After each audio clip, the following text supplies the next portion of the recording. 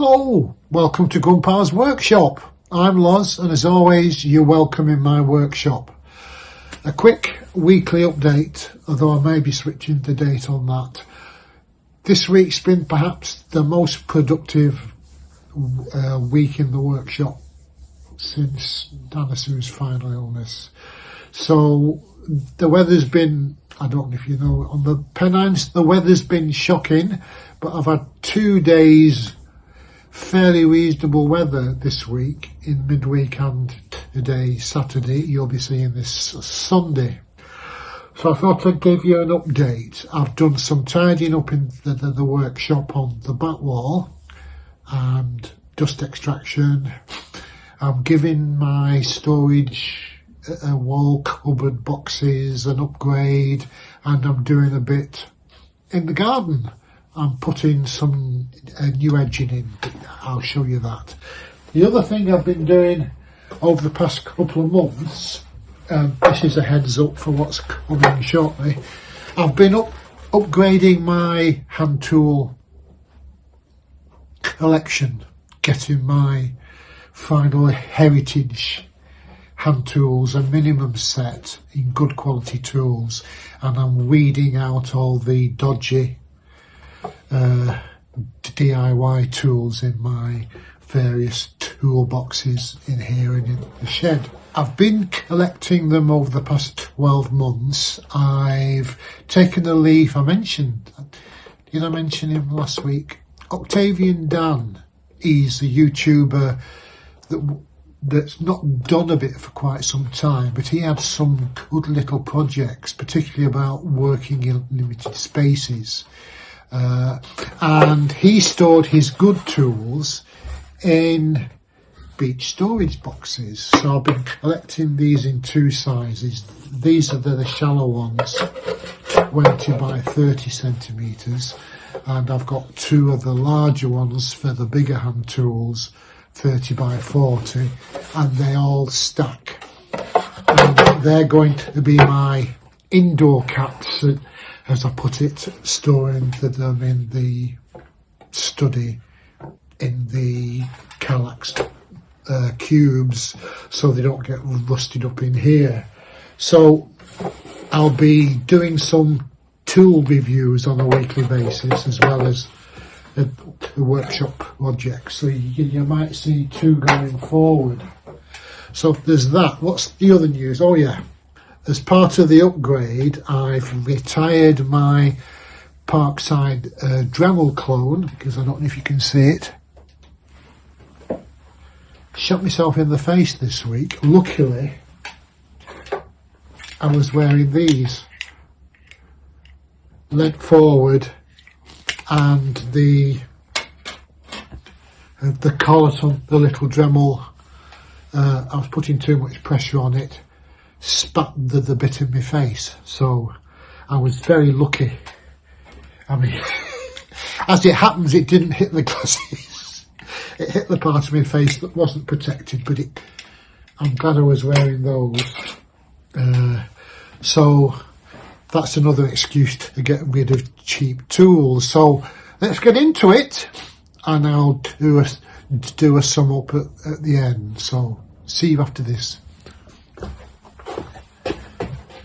Right, so I've emptied the end wall of the garage workshop to have a nice bit of a tidy up. It was ending up as a big pile of rubbish, so I'm cleaning it up.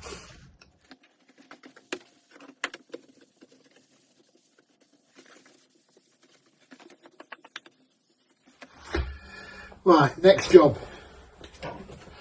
There's a bit of a lip. I don't know if you can see it. This was surplus oak flooring. I've made it like the front apron of this back bench. It sticks up a little bit, and it's been fouling on my little Hikoki miter saw. So the next job is to finish putting a notch in level with the worktop. So that's next.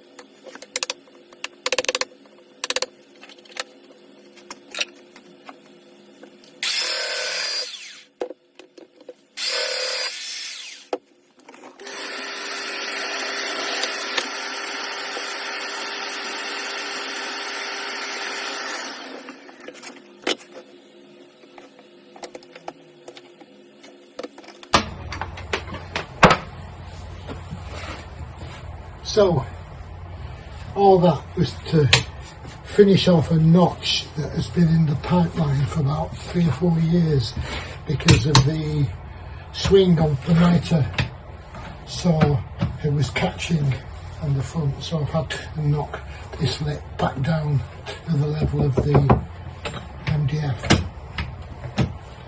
So now I can drill some placement holes and some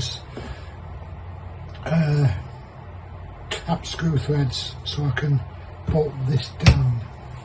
That's good. Right, the next job is to refinish the surface to get rid of all these scratches that have gone into it and the thing. So it's red mahogany, rusting as wood dye. Let's have a look.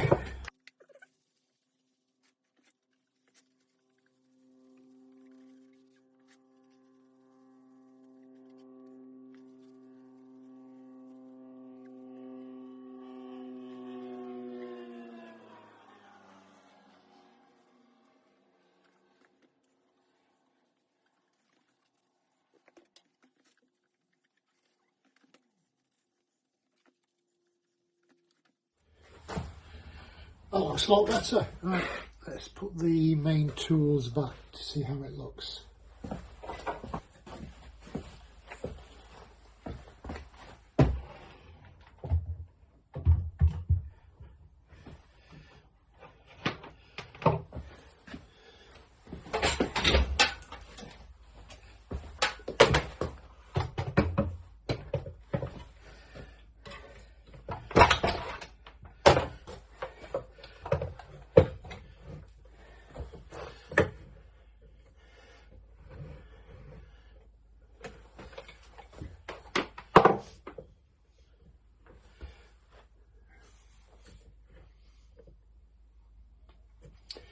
So I'll be placing this slightly forward of the little mini lathe so I can get the timbers in front of that.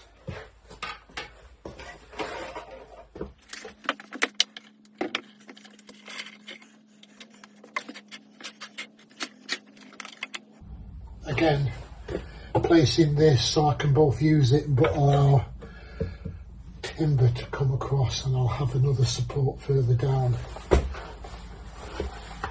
And then last but not least,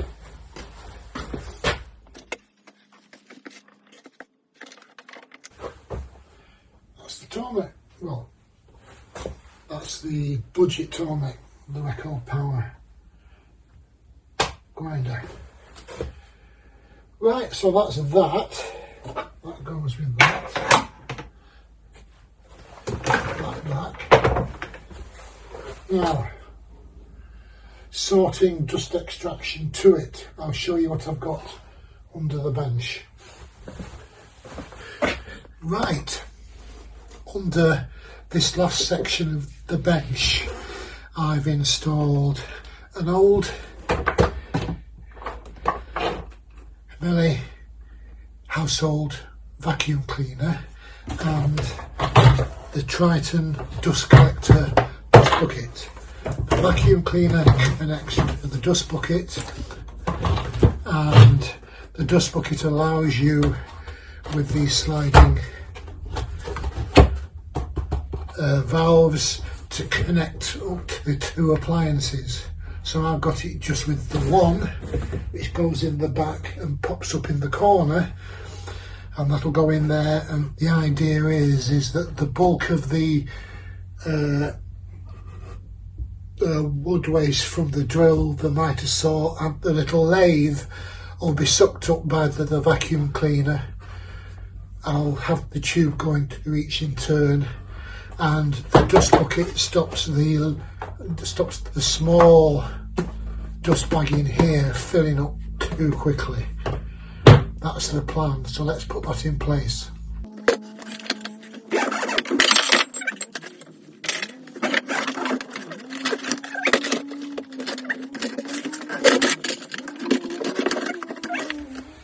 Right, so I have a hole in the corner that this can come out, and I'll attach it to each of the three devices in turn, push it away, when it's not in use. The plug comes out very easily. Unfortunately, I've only one socket at that end, but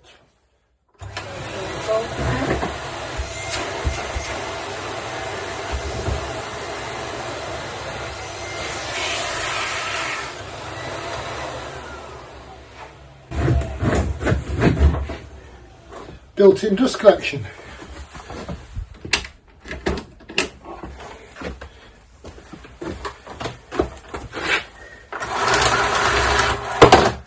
Job's a good one. Now what I'm planning on doing is double socket. I'll probably have the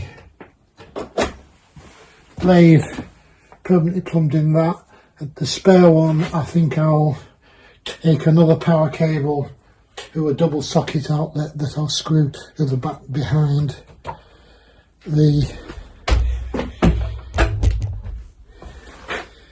this, and then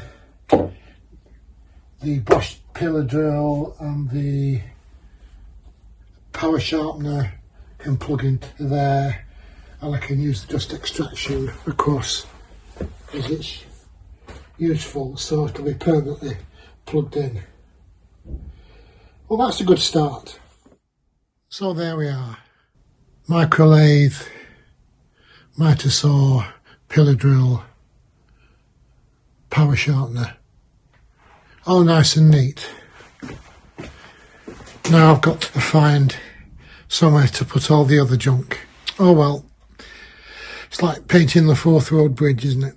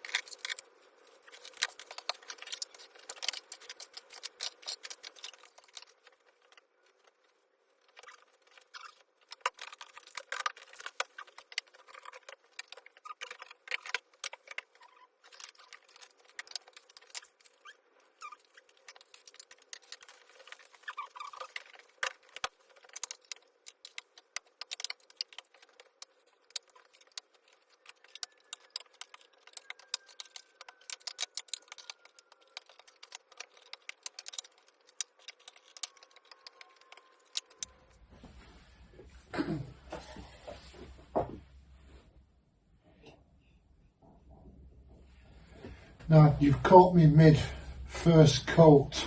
I'm livening up the front of my little storage boxes on the back wall. So it's going from the red mahogany stain, which has gone sort of mucky purple over time, and I'm just giving it a coat of Victory Red, which matches the cast iron, it matches the cast front of the table saw. So that's going to be the colour scheme for the garage. We'll pretend the record power bandsaw isn't green, it's red. And the dado along the walls I think I'll do in red as well. Just to make it look pretty and make me smile when I come in the garage.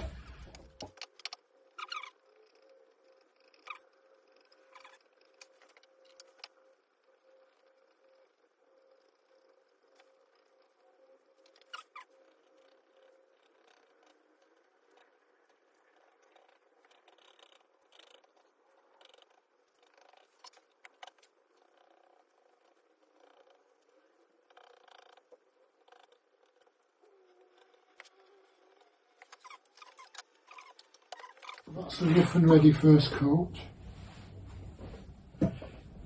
So, not bad. Last week in January, just coming into February, it's not as cold, although it has been as wet as the earlier weeks, but it's getting brighter during the day, which has lifted my mood, so I've been in the garage every day. not doing much, just, as you know, moving stuff from one side of the garage to the other. But it's a start. Right, I shall go. Where's my maths? White spirit.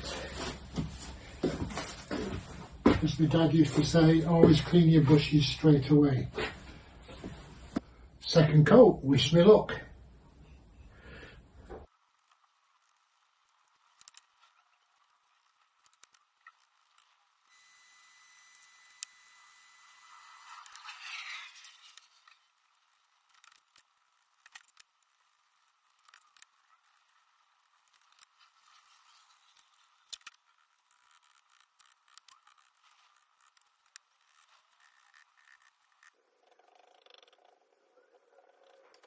Right, so that's the second coat on the little IKEA boxes that already had the red mahogany dye on that had gone discoloured. So it's a bit cold in the workshop, 50 degrees. I've put the oil-filled radiator on to help it dry out. First coat dried out overnight. I'll leave this 24 hours. The boxes that haven't any stain on, I need to get some undercoat before I put a top coat, otherwise it'll all look different. So that's that.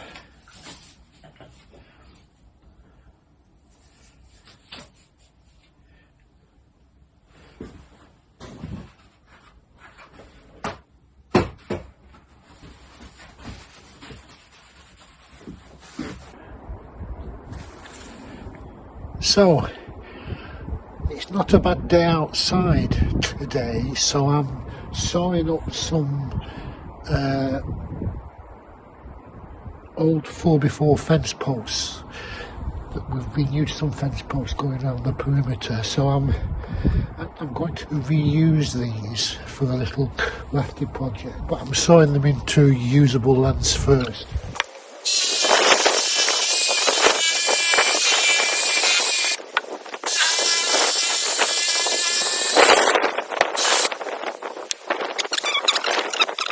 Right, a quick update on the garden. I'm using some treated 4x4 fence posts like sleepers to put a new edge in around the side and bottom of the bottom half of the garden. I'm cutting laps on the ends to make scarf joints to bolt them together, treating them with wood treatment and then painting the bottom and backs in black bitumen so they'll last a bit more than a decade. So I've tried cutting the laps with circular saw and the track saw, and I'm getting too much kickback, and in the light of the fact that I've already shot myself in the head once this week, I'm not risking myself with power tools, so I'm doing it by hand with a first fix saw from B&Q and a Dazuki, the cheap supermarket Japanese saw. I won't show you the whole thing for all the joints, I'll just show you a little bit of me panting.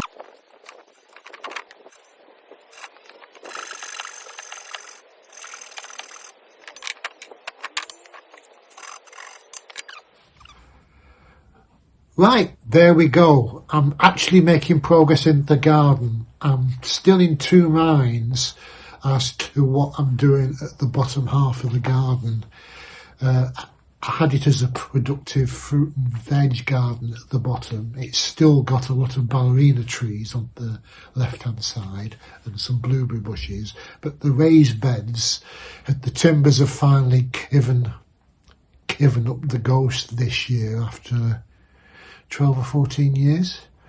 So I'm in two minds as to whether just to grub the whole thing out and just have lawn to save on my time and my energy, because a small garden never really got enough. Or I might dive in again and do something extra. Watch this space on that, but I'm putting some edging in. Right, that's enough waffle for you guys, those of you who have seen me to the end. You stay safe, stay warm in your workshops, and I'll see you again. Don't forget to put comments in. It's the chats that I like. Crack on.